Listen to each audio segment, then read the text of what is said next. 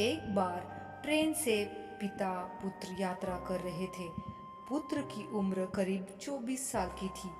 पुत्र ने खिड़की के पास बैठने की जिद की, क्योंकि पिता खिड़की की सीट पर बैठे थे। पिता ने खुशी खुशी खिड़की की सीट पुत्र को दे दी और खुद बगल में बैठ गए। ट्रेन में आसपास और भी यात्री थे।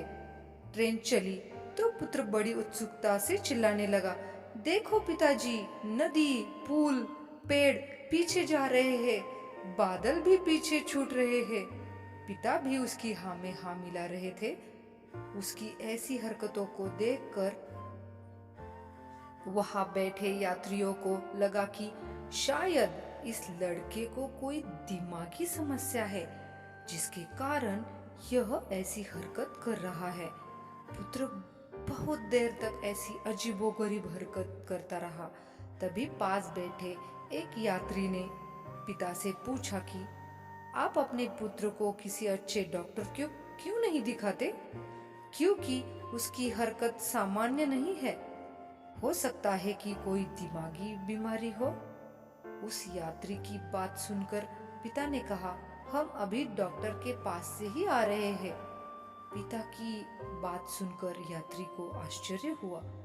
पिता ने बताया कि मेरा पुत्र जन्म से ही अंधा था। कुछ दिन पहले ही इसको आंखों की रोशनी प्राप्त हुई है। इसे किसी दूसरे की आंखें लगाई गई है और जीवन में पहली बार यह दुनिया को देख रहा है।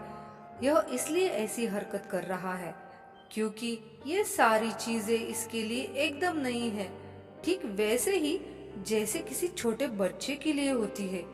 पिता की बात सुनकर आसपास बैठे लोगों को अपनी गलती का एहसास हुआ और उन्होंने पुत्र के पिता से माफी भी मांगी। इस कहानी से हमें यह शिक्षा मिलती है, जिंदगी में कई बार हम बिना सच्चाई जाने ही कुछ लोगों के प्रति अपनी एक राय बना लेते हैं, क्योंकि हम उसके बारे में वही सोचते हैं जो हमें दिखाई देता है।